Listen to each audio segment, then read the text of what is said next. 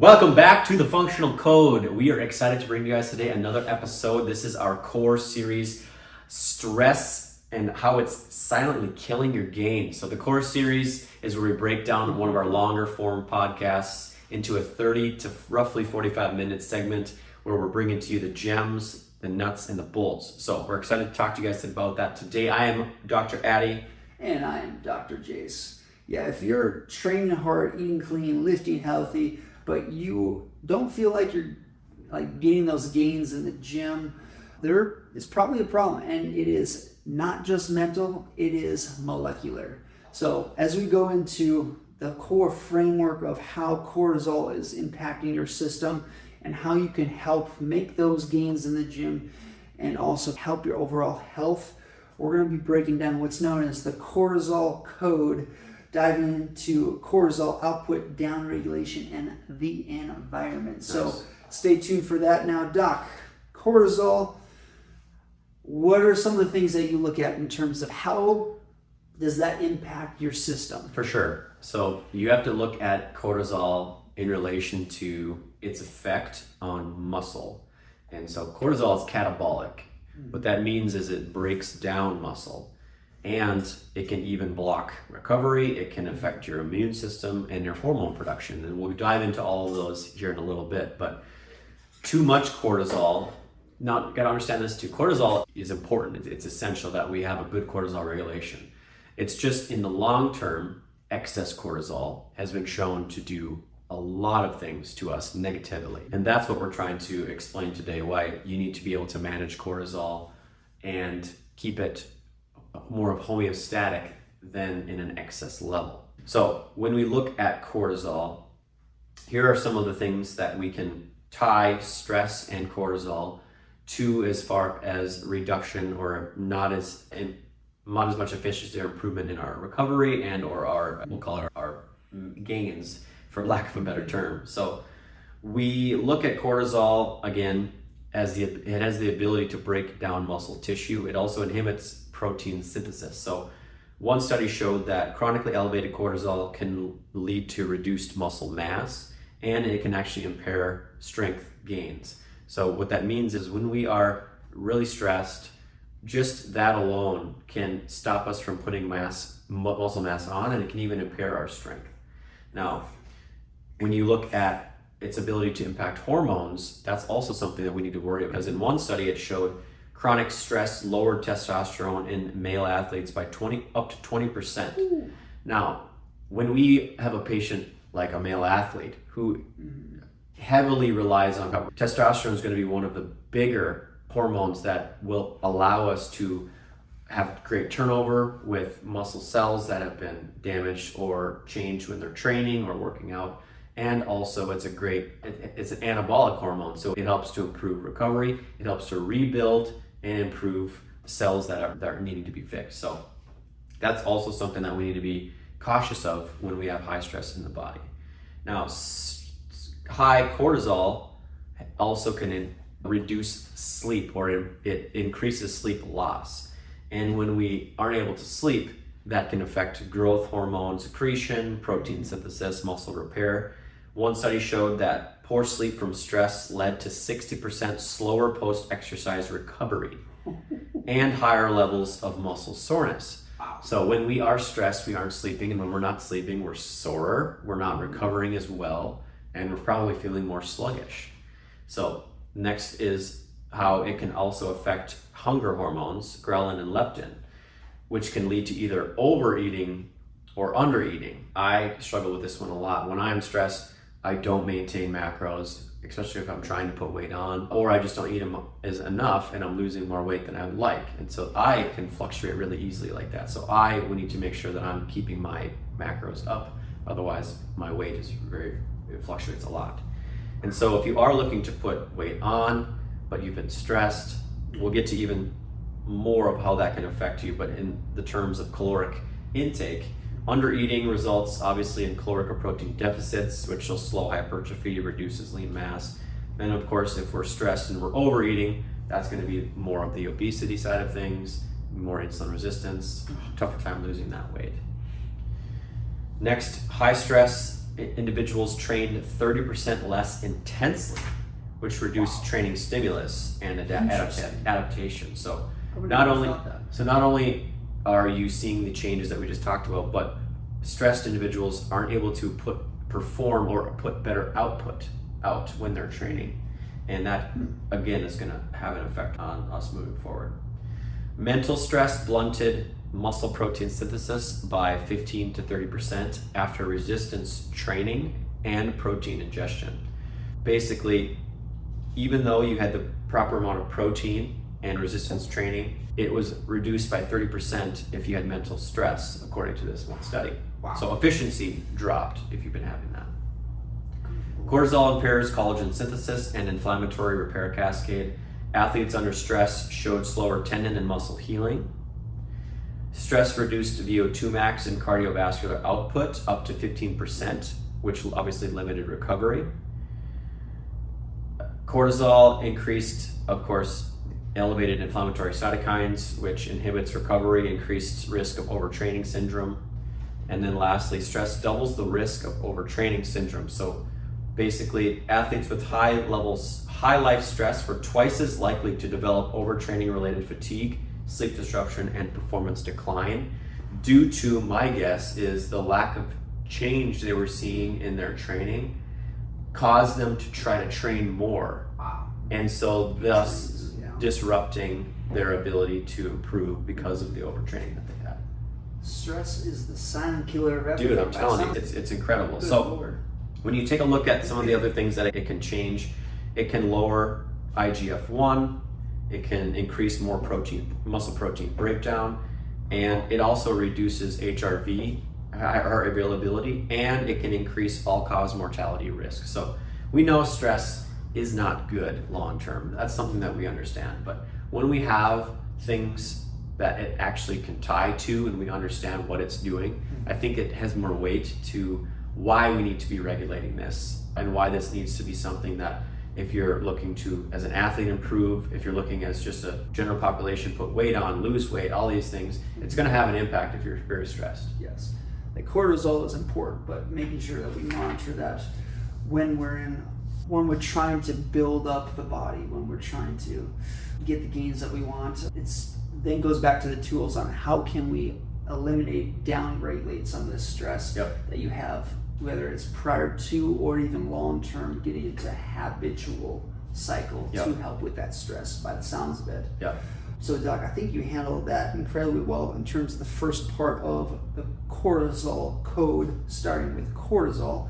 Now, I guess in terms of the output and the types and impacts, especially the stress outputs, whether that's stress at work, whether it's stress from workouts, technology, relationships, what are, I guess, some of the best ways that you've utilized stress reduction or tools for stress reduction? I think one, making sure that you have a routine is going to be important when we get really busy in life. A lot of people put self-care to the side and we don't even incorporate it in our day-to-day. I think this would be a great time to actually explain the training schedule you created, stim, retrain, detrain, and include why the detrain recovery days are so important and how overtraining is something that I think too many struggle with, and they think that they can stim 5-6 days a week, and they're eventually 6 to 8 months in and they're plateaued, they're sore, they're out of energy, and they got nothing left in them. It's breaking down the body. So going back to like these training zones, and if you guys want to go back to, I think it is training intensities. It's one of our past podcasts in terms of stimulation phase, retraining, detraining. Now with some of that, we want to make sure that there's the intensity in how much you push your system. So like whether it's the 1 rep max, or you take all this energy it takes to put it into any resistance or any type of exercise. When you're pushing your limits, that's getting to the stimulation phase, which can help build muscle tissue, can help build other types of tissue. But if you're doing that for so long, that fitting into your stress, you're not going to be hitting those gains with those stimulating days. So working in maybe retraining days. So that is whether it's of maybe pushing the higher intensities of like 70 to 80% your max intensity for that day versus detraining, which come in terms of active recovery techniques, mobility, flexibility, just general maintenance. So you can see, do we touch those peaks of stimulating too long or so much to where our body, we want to build it up, but if we're doing that too often, there's only so many resources in our body to help for that rebuilding process from there. So when you're stressed, maybe go at more of those detraining days. And then you can also check your CO2 tolerance levels in terms of 4 breaths in, longer on the last one, breath out. Can you exhale out greater than 30 seconds? If so, you can maybe push that higher retraining phase, but that comes back into those intensities, which I absolutely love that you brought that up. And I think starting out, there's going to be a variability of who can stim more during the week than most. But some bodybuilders now are really only stimming 3 to 4 days a week versus back in the day, it was twice a day, 7 days a week. And I would be curious to see what conditions they acquired long-term musculoskeletal wise versus some of the more modern bodybuilders now. I'm curious what their health looks like compared to the golden era bodybuilding back in the 70s. I don't know. If you do look at some of the past bodybuilders like Ronnie Coleman, unfortunately he was in a wheelchair. So I know that's just one case, but I do think pushing yourself to the max at all times, all day during the week, that's going to obviously burn you out very quickly. And being able to then change, upregulate, downregulate, like we talked about as far as heart rate variability, it's just so much better for your system. And it does help regulate the cortisol HPA access too, along with that. Yeah, just remember there's what's known as a Hayflick limit, to where your tissues are only able to adapt so many times throughout your entire life. Utilizing the workout days and being smart with the intensities is incredibly important, especially if you're stressed. If you're stressed, I wouldn't use that intensity because it could break down your immune system, all the stuff that Doc was saying. So maybe go into the retraining type of phase, or not as high of a stimulating phase. Maybe you're cutting the time down in the gym and focus on the few body parts that you want to go at. Maybe you can even add in, depending on what mesocycle in terms of a workout regimen you're following, in terms of hypertrophy, strength, power, just lowering the intensity, maybe lowering the rep range, focusing more on technique, moving smoother, slower, or smoother, maybe with a little bit of pace, but being cognizant and mentally there, even if you're stressed. Yeah, that's beautiful.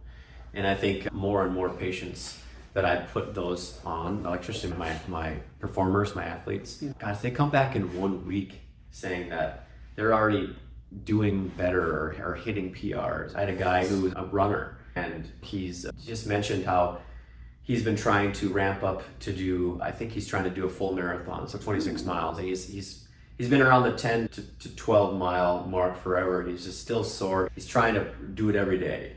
And I put him on the stim, retrain, detrain cycle, and I said, you should be shooting that 15 to 20 mile once a week, maybe twice. The rest you're at that 5 to 8, and then you can play in that 10 to 12 if you're on a good day, but you're gonna have an off day, and maybe even 2 for you. Smart. And that's where you're recovering, doing something. And I did that in 1 week, and I went from averaging 10 to 15 on some of my days. And he's like, I wasn't even sore. He's like, halfway through my runs, I always have issues. And he's like, I'm having no issues. And that was just, that cost him zero money. Like, it was just a different mindset. Training smarter. I'm telling you, it's such a huge input. I did it myself. I texted Doc actually the day that I hit one of my PRs, like a week or 2 after I started it, and it changed everything. And so the output is a huge portion of how we get, obviously, the stimulus and response to when we're training, but too much of it is only going to be a stressor, and too much stress alone is already going to be causing issues with us. So 100%. So that goes into the next part of our code, cortisol code, which is D for downregulation tools. Yes. And if you guys have already not listened to some of our past podcasts on breathwork, it goes way more in depth, but in terms of just even 10 minutes a day can downregulate the cortisol by even 25%. It's Hell yeah. just incredible. Hell yeah. Now, let's say we want to boost our heart rate variability. That's where going into higher bouts of maybe inhalations or times you inhale, like a hyperventilation, can also push that barrier and then down regulate into lower exhale. So going back and forth. Doctor, what are some styles that you like in terms of breath work? For sure. For that. And for stress. Bucheka breathing is one of my favorites. That's 2-second inhale, 4-second exhale. Hold your breath till you're hungry for air, and then catch your breath, re-regulate, and then repeat 10 to 20 times. Box breathing is a very, I would say, an easy one to start with. That's where you are breathing in for 4 seconds, holding for 4, exhaling for 4, and then holding again for 4. And it's a very quick and easy thing to remember to get started. The one that also is great to get to use, I would say more applicable for like certain instances during the day. When I'm like overstimulated, stressed, the double inhale exhale is a great way to reset and get me back to center. Doc, you've even talked about how patients who are training get like a side cramp or things where they're starting to get sore. Quick double inhale exhale to actually bring heart rate down and try to get some of those pains to go away can be really helpful. But just doing these techniques, treatments, the things that we're about to bring up, this is the detrain part of things that we're talking about. And so when we are able to down regulate the body, that's what is going to drive reduce cortisol output and improve heart rate availability, improve our recovery, and give ourselves the ability to rest so we can have resources to push ourselves when we need to do a good stim day. Let's say, for example, you're stressed out, you need to go work out. Working out helps, but you feel like you want to push the system, that your body feels good, but you're just mentally not there. Maybe try this. I wouldn't suggest this for everyone, but going back into breath work 10 minutes prior to your training, maybe more down regulation, longer exhale breathing starting off with, get into a calm state mentally, and then maybe ramp up a little bit more inhales, and then get into your workout. Yeah. So bring everything back to center, re-regulate your nervous system to ramp it up. Again, I wouldn't suggest this every time that you're going to want to go into stimulating. But see if you can do it. Yes. Yeah, see if you can do it. And that again shows you have the ability to vary your heart rate when you want. And that's a powerful way to start to improve your recovery and your ability, just long term. Especially for athletes that they have school, college athletes, or even professional athletes that there's just stress in everyday life, but they have to perform. Yes. Breathing prior to regulate, then ramp it up, and then down regulate when you're done, or even during. That's the other part, is knowing that part needs to come as well, which is the improved down regulation after effort's already been given. Love that. Heat and cold exposure, we talked about this too on some of the last podcasts. Post-workout sauna can decrease cortisol by 30%, which can also increases growth hormone. Cold plunges with breathwork, one of my favorite. Great for vagal nerve tone, improving your vagus nerve output. It can boost immune system. It can. I'll go all down the road, but we're talking hormone production changes, cold shock protein output. It's been shown to boost your immune system. It's been shown to improve your stress resilience. It has the ability to improve depression. It can increase your brain chemistry, serotonin output, dopamine output, all these things that they're finding. Reduce muscle soreness, joint stiffness. I would absolutely add cold plunging in at least once a week. Add breathwork in with it. It's a great dual therapy. Yeah, love it. Super helpful. Beautiful. Nature. This is a cool one. 30 minutes in nature decreases cortisol by 20%. I think there is something primal about nature. I think a lot of us are removed from nature, especially if we're in a city. Yes. Not enough of us are getting out in nature, and I think that's a problem. We used to exist in nature. That's where we existed. And I think now that we're in urban areas, we're not able to get to that kind of environment. And I think it's something that many would benefit from if they incorporated more hikes, especially in this area, or just getting in nature more frequently. And then that then brings us to our next one in terms of neural activation, which going back to in the environment versus like buildings, just like in a box, if we will. Anytime you're limiting your eyesight, it can limit certain chemicals that can reprocess your body, especially for eye tracking. So for example, what I mean by that is if you're inside, it constricts on how far you can see into the horizon versus if you're outside, you can see for longer distances. And when you do look at a longer distance, or if you open up your eyes to the widest area of either the room or space or environment, it has a downregulation effect in terms of a calming effect, which helps for cortisol, helps for serotonin release. So even from that aspect of things, you can downregulate by opening up, looking at the biggest area that you possibly can, ideally outside. To double up on that.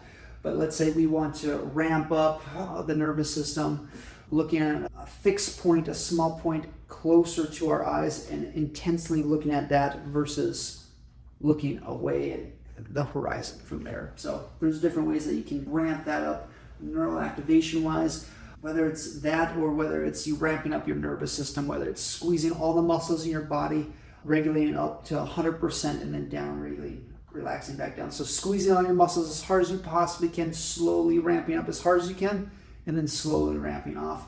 That will be another way that you can ramp up your nervous system. Or if you want to down regulate, especially for those individuals that notice clenching in their jaw, having their jaw just like mentally trying to relax that area, or mentally trying to relax the tension upper back by either going to a stretch or going to a laying position can also help incredibly well. So there's a bunch of different things that you can do to incorporate the setting, cold heat, breath work, eye tracking, neural activation to either down regulate or up regulate the nervous system, depending on your stress levels for the day. I love that. And then lastly, we have E for environment. Also can be included in with this habits and obviously recovery. But Doc, you've talked about this a lot, just how consistency with your circadian rhythm can really be a crucial part of your environment for many reasons. You want to just touch on that briefly? Of course. So when the body acts in this circadian cycle, it acts in a 24-hour or close to a 24-hour cycle. And so when you're consistent in terms of when you're waking up, when you're working out, when you're getting light in the eyes, going outside, if you're consistent with that, the body and certain chemicals and hormones know when they are able to be activated, when they're not, which can help for the whole recovery process, help for how you function throughout the day. And the more consistent you are with all those stuff, especially weekdays and also weekends, on a 7-day week helps long-term of how you can help regulate your stress, but also more on a chemical neuromodulator standpoint as well. Absolutely. So I think and it's funny too, I had been traveling for kind of the last 2 weeks, and consistency of going to bed at a certain time definitely changed. Also time change was a really big effect. But the first thing that popped up on my Whoop after these last 2 weeks showed that going to bed at a consistent time drastically improved my recovery. And I hadn't been, and it popped up right away and told me that was one of the things that was limiting kind of my performance in my recovery. And so that absolutely is going to be very helpful when it comes to recovery, when it comes to feeling a certain way. Hormone regulation, consistency with circadian rhythm is very important. Another thing I think too many are struggling with is stimulant dependency. So caffeine, energy drinks, pre-workout, all these other things. It really, it's a catalyst for helping you ramp up, but if you are depending on it, then there is going to be dependence on that ability to ramp yourself up. And if you are going to be trying to improve heart rate variability, trying to stress your body by itself and bring it back down, but you're going to be using stimulants and other adjuvants for it, you're just falsifying its effect and its efficiency. Yes. And I don't think you're truly getting there by yourself, and you're just not going to see Now I know many argue that caffeine can improve performance, and I've seen this research and I agree with you, but long-term dependence of it, and even away from training, because there are plenty that don't train and use caffeine just to get by their day.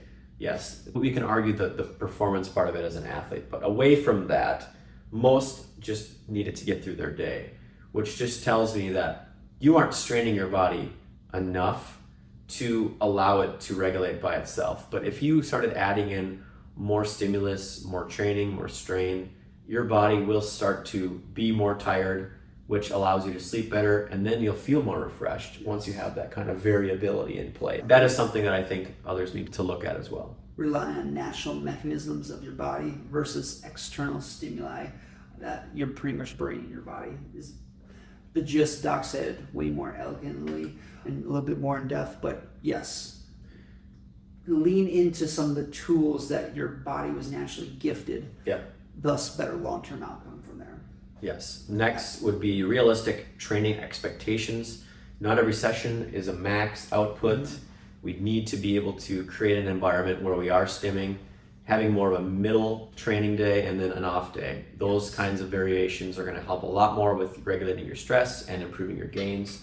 And then lastly, using muscle as a currency. Yes. When we have good muscle mass, we have better hormone production, we have better efficiency in our cells using insulin regulation. Exercising consistently can also help with regulating your stress. And I think long term, when we have good muscle mass and strength, that's going to keep us alive for a lot longer. We're going to feel a lot better. It's its own organ system. You need to have it. Start working on it. It's very important. Build it younger, keep it maintained long term from there.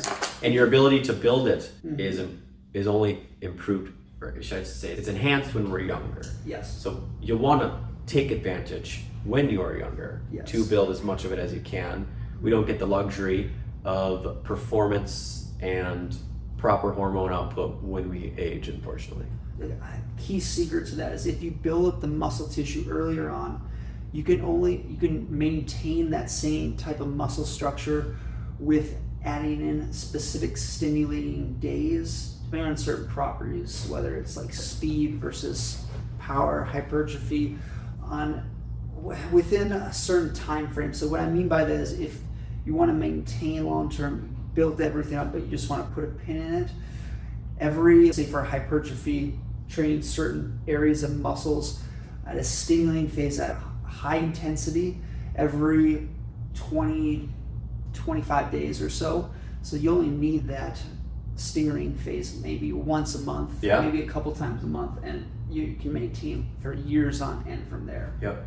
And that's what a lot of people don't understand, which is why if you've ever taken half a year off of training and you start back into it, your body has a great ability to recall the circuits that give you the strength and hypertrophy back. If you've already done something like that prior. Yes. So Dr. Andy Galpin actually talked about how you want to build those neural circuits and that muscle protein synthesis as early as you can, often as you can, because if you had to ever take a year off, injury, what have you, if you've already done it, it is so much easier and quicker to rebuild it once you've already put in the work. Yes. Yep. Well stated. Absolutely. All right. Other than that, things that we can talk about regarding the kind of management of this would be wearing a Whoop band. That's something that we love as far as managing your HRV, seeing what kind of strain you have during the day. It can also help tell you how well you've been recovering, how well you've been sleeping, and I think this is a perfect technology to incorporate today if you are looking to improve stress, manage sleep, improve recovery. I don't think there's a better piece of technology out there. There are some that rival it that still have good change, but the Whoop, in my opinion, is the most comprehensive. Top tier. There's Aura rings Yeah. that I still want to try. Garmin, I think, has one. Yep. Obviously, your Apple Watch can do certain things. Yes. But Whoop is leading the pace, in my opinion. And then there's also other things in terms of AI-based journaling applications, whether it's Notion AI, Daily Bean, or Replica, which is REPLIKA. Some of those apps can better utilize based on how stressed you are. Yes. Take note of that, especially if you're a journaler, and then it can give you other ideas in terms of kind of some of the stuff that we talked about today to down-regulate and to help you through that stress, thus to help the gains from there on that side. For sure. Alrighty. Doctor, anything else that you have for the listeners? Actually, let's do this here. Let's put some of this together in terms of optimizing for a typical average Joe. Circadian rhythm, being consistent, waking up on a consistent time, going to bed at a consistent time, getting outside, getting out into the environment, putting your feet to the grass, grounding, growing into breath work, especially longer exhales to downregulate or more inhales to start your day off, adding in maybe a cold plunge in the morning and sauna at night, longer exhales at night, and then adding in some workouts throughout the day, ideally earlier on in the day, or if you're going to do it later on, make sure you're down regulating after the workout. Or let's say you have a sporting event, we want to make sure that we're down regulating, creating more of a calm state, calm mental state, and then ramp it up using breath work, using cold exposure, and then get into some higher intensity contractions going into any sporting workout event from there. Yeah. Is there anything else I actually like that they had touched on how to maybe remove or swap some certain things during the day. So instead of scrolling before bed, you can try box breathing before bed in place. I love that. Switching some mindsets, going into the lift knowing you don't have to crush the lift, but stay and adapt during the entire lift. So being able to upregulate, downregulate, and just know that is going to provide much more effect in neural circuitry than just stim. Yes. And when you practice that, you're going to start to see much more effect long term, and you're going to save yourself in the long term from injury. Well stated. Yes, those are great. Beautiful. That's your beautiful schedule for you guys to utilize to downregulate your stress to help for gains in the gym, life, and sports from there. Yes, and as always, please share, subscribe. If there's anyone you feel like this could benefit, please let them know. We hope that this was helpful for you guys today. As always, I'm Dr. Addy. Dr. Jace. You guys have a great day. Woo! Disclaimer: the content provided in this health podcast is for informational purposes only and is not intended as a substitute for professional medical advice, diagnosis, or treatment. Always seek the advice of your physician or other qualified health provider with any questions you may have regarding a medical condition. Never disregard professional medical advice or delay in seeking it because of something you have heard on this podcast. If you think you may have a medical emergency, call your doctor or 911 immediately. Reliance on any information provided in this podcast is solely at your own risk. The creators and hosts of this podcast are not responsible for any actions or decisions you may take based on the information presented. Thanks for joining us on The Functional Code. For more evidence-based health insights, subscribe, rate, and review wherever you get your podcasts. Remember, your journey to a healthier you begins with understanding the functional code. Until next time, stay well, stay informed, and embrace the science of living well.